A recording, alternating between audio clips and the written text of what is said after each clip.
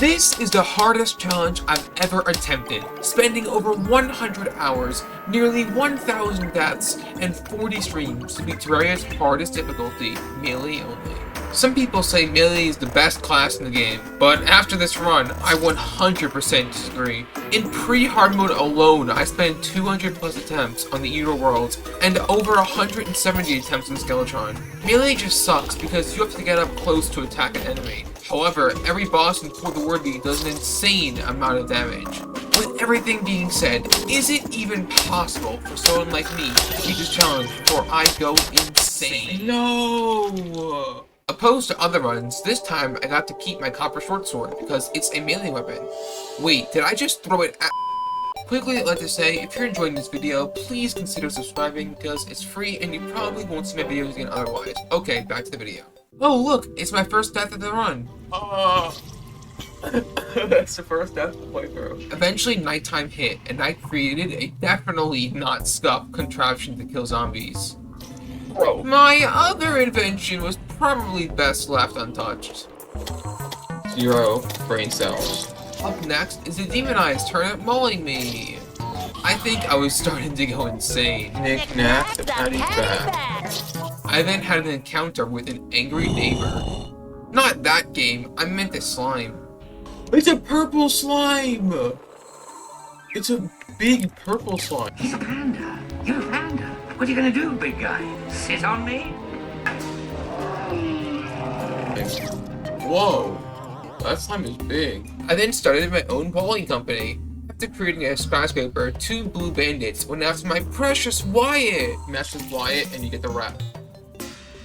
Finally, I acquired the Platinum Sword. Because this is For the Worthy, Platinum was very plentiful, with me getting a full set of Platinum armor.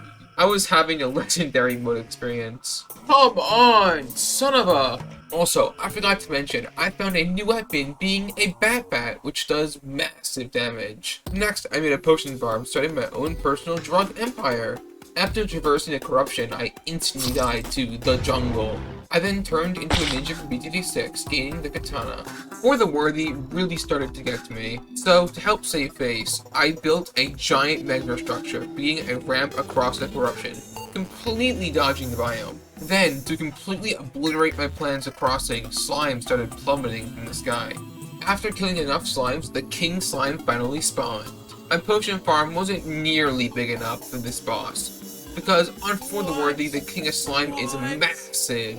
Like that low taper fade. Okay, I'm sorry for that bad joke. Then I sacrificed the rock! No Gotham chest. I just died to a dead man's chest. But hey, I got a regen band. However, a traveling merchant spawned selling the ice skates, which would revolutionize my run. Then I found the most vital item of this run. Wand of Sparking! I can't use it, but I'll favorite it. Wand of Sparking. Next, it was back to the jungle in search of materials for the bloody grass. This went, not the best to say the least. Then, using a mace I found, I was actually able to stand a chance against the goblin invasion. Back to the jungle, I farmed for stingers and farmed for jungle spores. Mid-grinding for the bloody grass, there was an evil presence watching me. Why is there an evil presence watching me? This was a crazy long boss fight due to how much damage the eye was doing to me.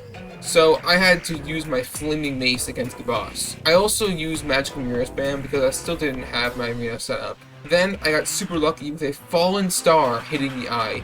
This dealt 2,000 damage, which was the deciding factor in this fight. Nonetheless, this was still an incredibly long fight and was extremely stressful. Finally, I won. Yes! Because this is melee only, I could actually use a Shield of Cthulhu for the first time in a while. I also got my epic cool shades! Finally, I crafted the Blade of Grass, which would carry me through Hardmode. Also, beating the Eye of Cthulhu only because the Fallen Star felt wrong. So with my new weapon, I took off my Shield of Cthulhu and rematched the Eye of Cthulhu. I then sent an airstrike to obliterate a mountain. After flattening it out, I was ready to build an arena. Now with the arena built, I was ready for my rematch against the King of Slime. This boss was super scary since the King of Slime does 141 damage a hit. Thus, I could get 3-shot. My technique for this boss was to use the bladed grass leaf projectile to damage the boss, to avoid getting too close. Like here, I was one hit away from dying, when just a second ago I was on full HP. Finally though, this boss was slain. I was very naive on the difficulty of my next few bosses, thinking I would beat them easily. Today's objective is Knight's Edge. It was now on to the desert, where if I do something as small as breaking the wrong block, I die. Oh my god. Oh my god! The reason I went to the desert was to save a dig tortoise, then enslave it to mine elevators for me, without any pay. Then I definitely didn't die to the King of Slime. Then a zombie made me crash out. Damn chicken zombie! The reason I was traveling was to find the dungeon. Hey, not my Steam account. I mean the literal dungeon in search of a water candle. The reason behind everything from the big tortoise to the water candle was in hopes of getting the magma stone for my setup in preparation for the Eater of Worlds. The final accessory I would need is the Feral Claws from the jungle. After an hour of pain in the jungle, the Feral Claws were mine, all thanks to a fairy. No, I mean the Terraria fairy. Yes, you're the best fairy ever. I love you, fairy. I tried the same strategy on the Eater of Worlds that I did in my last video, which you should definitely watch after this one. Then I got manhandled by the Eater of Worlds. They devoured me like queso. My next Great idea. Was to fight the Eater of Worlds on the surface. So I AFK'd overnight in order to get full ancient shadow armor. Now it was time to suffer on the Eater of Worlds. For my next attempt, I added a line of blocks to block the vile spit. This went better, but I still died. This time I added a roof so I didn't get airstrike by spit. Now I was getting hit by the vile spits from the side. My last ditch effort was to make a quick thingy where I can hit it, but the AI doesn't see me. This was all just a theory. A game theory. This new strategy worked great, getting me to 13k HP. It appears that runs a mere fluke since, yeah. The only logical thing to do is to harness my inner flooping Vegas, but instead of redoing houses, I expanded the arena. And I still died. Oh, that last attempt I reached a new PB. I'm gonna just speed through all these deaths because this is getting ridiculous. This was clearly not working out, so I went to the Terraria Help Discord server and was told to acquire Gladiator armor. For this, I mined out a marble biome, blew up an arena, then placed a marble. Next, I got the helmet, chestplate, and leggings. Now it was time to beat this boss. For this fight, this fight was more painful than watching Caillou on repeat. I could show you all 200 plus deaths in this fight, but I think you're getting the point. And if you don't believe me, you're welcome to watch the VODs on my channel. My next innovation for this fight was getting a bass statue. Then I placed on honey. And of course, I still died. Finally, I made a breakthrough.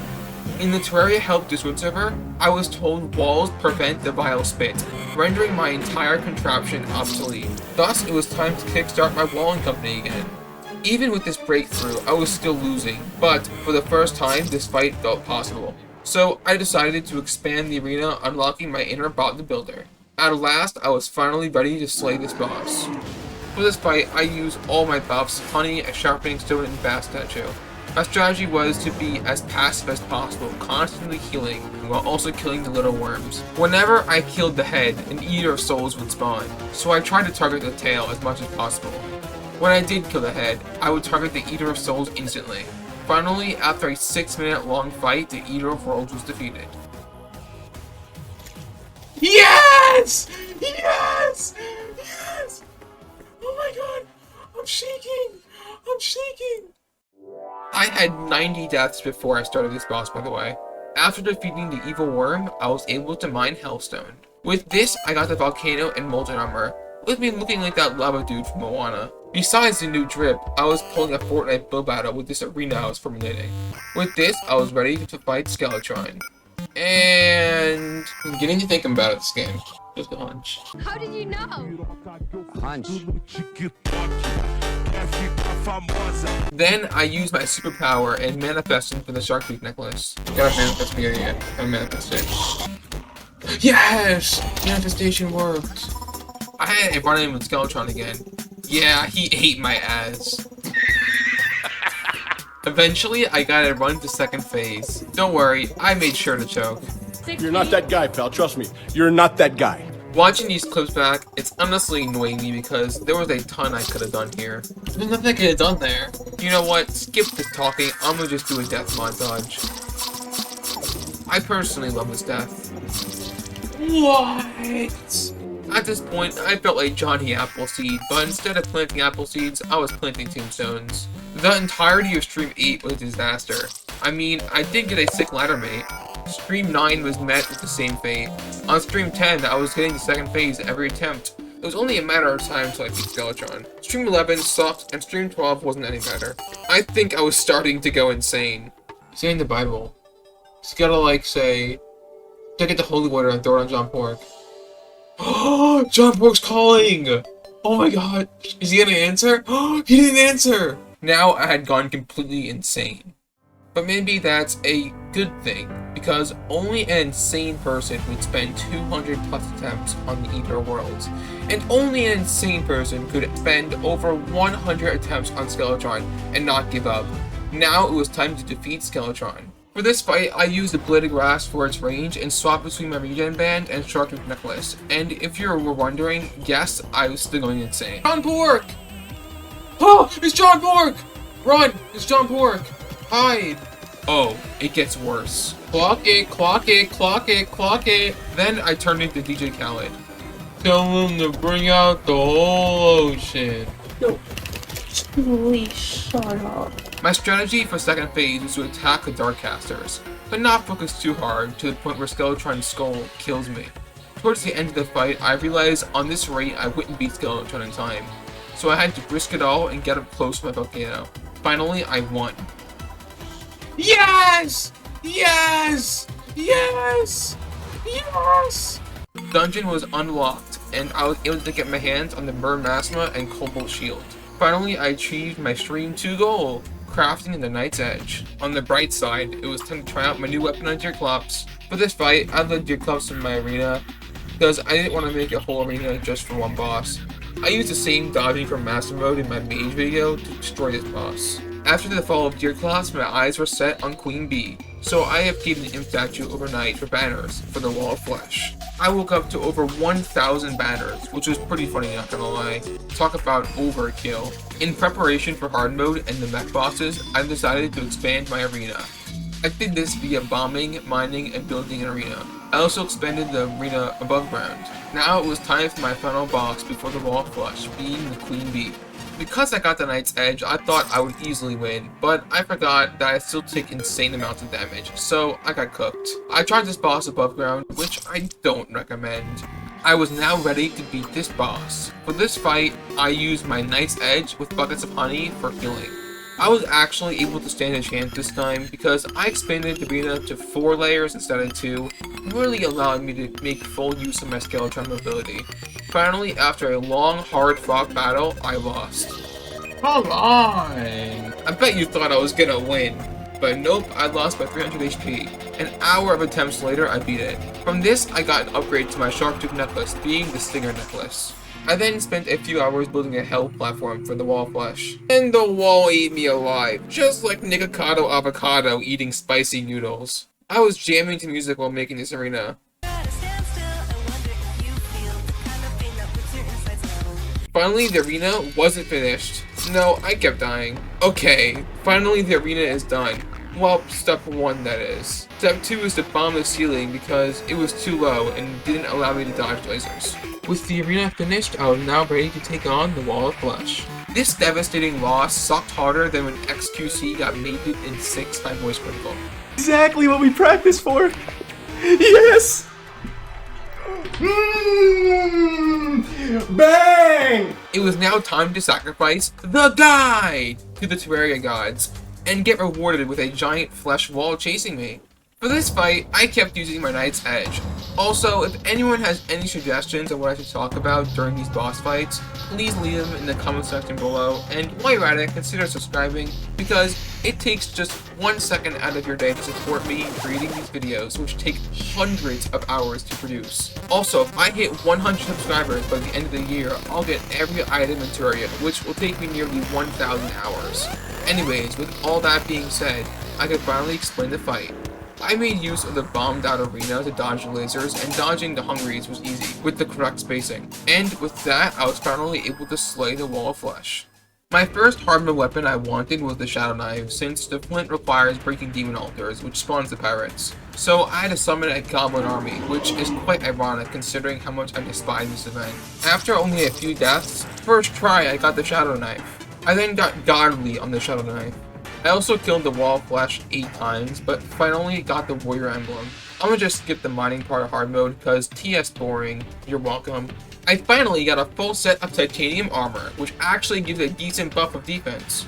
The titanium also allowed me to craft a flint. The last item on my checklist was the star vial, which I got from a mimic farm. For my next boss, I decided on the destroyer, since my flint and knife can make good work of it, but it appeared this fight wouldn't be as easy as I thought. This worm was massive with it ramming into me. Like, you would think this mech boss is responsible for world hunger based on the sheer size of this worm. This worm definitely had dungeon tea as its main component of its diet. This wasn't working. So I went fishing for endurance potions and life force potions. I actually got to half HP this attempt. Then the destroyer head sniped me at the worst possible time. No! No! No, bro! Dude! This whole playthrough, I've been losing by a minuscule of HP left. I think that calls for some long overdue vengeance. For this fight, I abused my Shadow Flame knife and didn't use my flint since it was safer to keep a distance from the destroyer. The items I needed from this boss were full hollowed armor, light discs, and the Excalibur. For my first item, I decided to craft light discs to kill the destroyer easier. So I killed him again for hollowed armor. Now I had my gear for the twins. Looting this fight was off to a miserable start, but after hours of practice, I was ready. There's a ton to unpack with this fight. For starters, I equipped wings, which I got from the destroyer.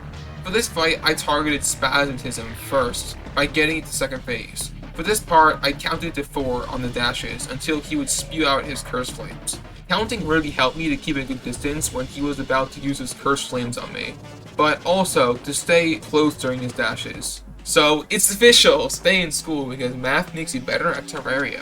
Finally, after I killed Spasmodism, it was on to Retinator and his lasers. This is the harder of the two, but with some careful dodges, the twins were finally slain. For the final mech boss, I needed a new arena due to Skeletron Prime's explosions and for the worthy. So I used the Skeletron arena and placed dressers on it to avoid explosions because dressers act as chests. I did a pretty garbage job at this, which will become important later. One stream later, and yeah, now it's haunting me. So I opened the books and made a call for help to YouTube. From this, I learned that dungeon bricks aren't affected. That's quite ironic considering my username is Dungeon T. I guess the power was within me all along. Okay, that's corny. Skeletron Prime time! This fight was really straightforward, with me just going in a giant circle. Essentially, it's an easier version of the second phase of Skeletron. Because of this, this was by far the easiest boss, and I'll probably do this boss first in every playthrough. My star vial saved me so much with those immunity frames, especially in the destroyer fight. Also, if you made it this far, you might as well just subscribe because it's free and Loki helps out a ton. Finally though, Skeletron Prime was slain, leaving the jungle growing restless. Now I can craft the True Knight's Edge. I can also craft the Fire Gauntlet. My next objective is to make the Plantera arena, which I dated using dynamite and platforms. I then found the Shimmer and got some much needed buffs. After all these new buffs, I attempted Plantera. Keyword attempted because this fight went spectacularly wrong. So I adjusted the arena, getting rid of all the walls so Plantera couldn't latch onto things.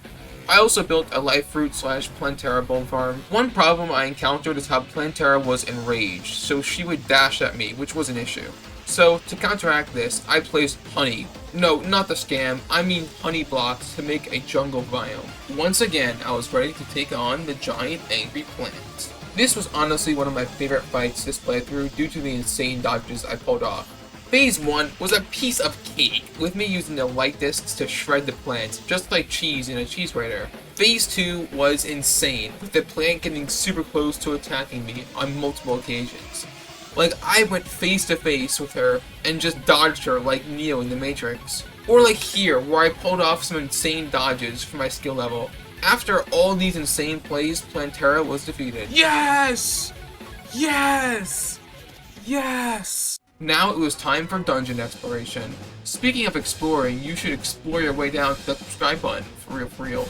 Anyways, I had a list prepared of stuff I needed. I needed Spectre Wings, a Frozen Shield, the Terra Blade, and Mass Ninja Gear. The dungeon was very deadly, so I wanted to get the Terra Blade first. But this required me to explore the Golem Temple by spawning the Solar Eclipse. In the Solar Eclipse, I was fighting Mothron in hopes of acquiring a broken hero sword. Come on, it's like I just can't do it! These enemies weren't letting me 1v1 though. Especially the Psycho, which dealt 430 damage to me. Finally, I killed Mothron, and it dropped nothing. Then I got one-tapped by an invisible Psycho. Why did a Psycho have to spawn there? Like, come on. A Wyvern was like, nope, and wrecked me. Is there a Wyvern that spawned in? Why? And an Izor. Yeah, I was getting a tiny bit mad. Like, just take a look at the stupid damage output. This time, Mothron literally dropped nothing. I don't want to talk about it. What? A Psycho was there! Why is there a Psycho there? Finally, I got the Broken Hero Sword. That marks the Terra Blade completed. Now it was time for the dungeon exploration. I got the black belt easily from a Bone Lee. 30 minutes later, I got a Tabby and was able to craft Master Ninja Gear, getting warding, of course. After getting all this gear, I was finally ready to take on Queen Slime. I hope that divorce is going well. I mean, I kind of feel bad for him, like... Divorce with Queen Slime. Anyways, this fight is a pure bullet hell and is a pain to fight, which is why I waited so long to fight this boss. My aim here is definitely questionable, however, with the power of the Terra Blade, nothing could stop me. Finally, I won, granting myself a cute slime pet. I still needed the mount, so I fought Queen Slime again. Finally, I got the Queen Slime mount and Spectre Wings, leaving me with only the Frozen Shield remaining. So, I was forced to farm Paladins. I then spent a whole hour trying to get a Frozen Turtle shell, crafting the Frozen Shield. I was having one big issue now. I needed the Corruption chest from the dungeon, but couldn't find it. So, I used Terra Mount to find it. Finally, I got the Scourge of the Corruptor. Next up was Golem. It took me multiple hours to explore the Golem Temple. Finally, I got to the main room and built an arena. Then I lost the Golem. Like, I'm telling you, I hate this Golem fight more than how Garfield hates Mondays. Now it was time to beat Golem. For this fight, I used the Terra Blade at the start, but then realized how OP the Scourge of the Corruptor is. So I used this weapon because it allowed me to 100% focus on dodging rather than aiming with the Terra Blade. Thanks to the lucky arena I got for Golem and the illumination paint, I was able to come out on top. I then kept farming Golem for the Sunstone. Finally, I got the Sunstone and crafted Beetle Armor. Now I waited for a full moon and farmed for the Moonstone, which allowed me to craft a Celestial Shell. With all these upgrades, I was ready to destroy the Lunatic Cultist, but instead I drank the Kool-Aid. Attempt 2 was the charm, right? This fight was low-key hard due to the second phase, where it spawned super high damage projectiles. The reason for fighting this boss is to get the Solar Bow weapons to use against Duke Vishron and Empress alike. Finally, I defeated the Lunatic Cultist. My strategy for the Solar Pillar was to fight a few enemies at once. After 10 minutes, the pillar was defeated. I then crafted the Solar Eruption and Daybreak. Now I was ready to take on the Empress of Light. Also, this is like 50 attempts deep because learning curve for this boss sucks. But once I learned the attack patterns, this boss became really predictable. So after a decently long fight in stage 2 shenanigans, I won. From this boss, I got the Soaring Insignia, making me ready to take on Moonlord. Just kidding, I still needed Duke Wings. So I used my Gladiator armor farm from before to make a Truffle Worm farm. I then made a Duke Fishron arena. Now it was time to take on Duke Fishron. The first 2 phases were free and I used the Daybreak. The third phase required counting and dashing as the correct number to avoid the attack. Finally though, victory was mine and I got the Duke Fishron wings. Yes! Now it was time to defeat all 3 pillars. From struggling to nighttime, beating my first boss, finally taking out the Eater of Worlds, to going completely insane on Skeletron, beating the Wall of Flesh, conquering Plantera, all the way to Moonlord. I present to you, melee only, Legendary Mode. For this fight, I used my Daybreak to chip away at the eyes. I targeted the main top eye due to the Death Laser and how much HP it had. In For the Worthy, this boss spawns out boulders, so it's vital that I stay high in the sky because these boulders bounce and do heavy damage. The Moonlord also sends out eyes even before any of the eyes are dead, so it's a decent bit harder. But that didn't stop me from getting to second phase. I also made sure to pop all the eyes at once so I can run when the door opens. Also, if you made it this far, you might as well subscribe so you get notified when I upload new vids, and heck, if you join the streams, you could even be in a video. However, after a long fight, I finally killed the Moonlord, earning the achievement Boulder Lord. Yes! Yes, it's over! It's over! It's over! I then crafted full soul armor and fought the Martians with the Infiltrator. Next, it was on to the Pumpkin Moon, where I got the Horseman's Blade and was able to craft the Zenith. The Zenith was absolutely shredding the Moonlord, and also made quick work of the Brainiac Cthulhu. Next, I beat the Everscream, Santa, NKI, and Ice Queen. Lastly was the Old Moongummy, where I beat the Dark Mage, Ogre, and Betsy. For mainly being the best class in Terraria, the early game in Legendary mode was miserable. However, the mid to end game was pretty good with melee, especially with the Zenith. If you enjoyed, subscribe and watch the video on screen now. Peace. We're gonna go explore Dungeon T. That sounds really bad when I said it out loud now that I think about it.